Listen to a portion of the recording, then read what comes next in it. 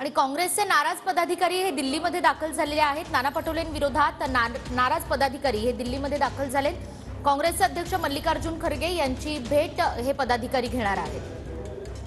आपण पाहतोय काँग्रेसचे नाराज पदाधिकारी हे दिल्लीत दाखल। अधिक माहिती घेऊयात संदीप राजगोळकर यांच्याकडून। संदीप, या पदाधिकाऱ्यांमध्ये कुणाकुणाचा समावेश आहे? निकिता, खरं तर अशोक चव्हाण हे काँग्रेसमध्ये मधून बाहेर पडल्यानंतर भाजपमध्ये गेले आणि त्यानंतर काँग्रेस पक्षाची जी मोठी घडामोड म्हणावी लागेल।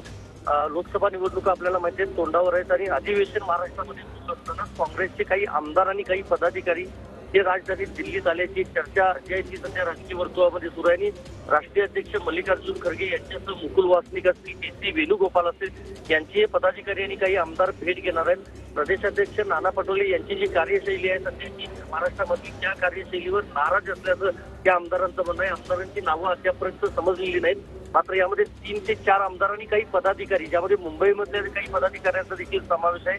तर महत्वाचं हेच आहे की ही भेट होते का हे बघावं लागेल, कारण के.सी. वेणुगोपाल असतील किंवा काँग्रेसमधले जे राष्ट्रीय पदाधिकारी आहेत ते सध्या लोकसभा निवडणुकीच्या सगळी जी घडामोड चालू आहे किंवा हिमाचल प्रदेशमध्ये सध्याची चालू आहे त्यामध्ये व्यस्त आहेत। त्यामुळे त्यांची भेट होते का हे बघणं महत्वाचं असणार आहे। हो, अगदीच संदीप, जाणून घेत राहू। तुर्तास धन्यवाद। तर काँग्रेसचे नाराज पदाधिकारी हे दिल्लीमध्ये दाखल झालेत आणि मल्लिकार्जुन खरगेंची ते भेट घेणार आहेत। नाना पटोले यांची तक्रार करण्यासाठी हे पदाधिकारी दिल्लीमध्ये दाखल झाले।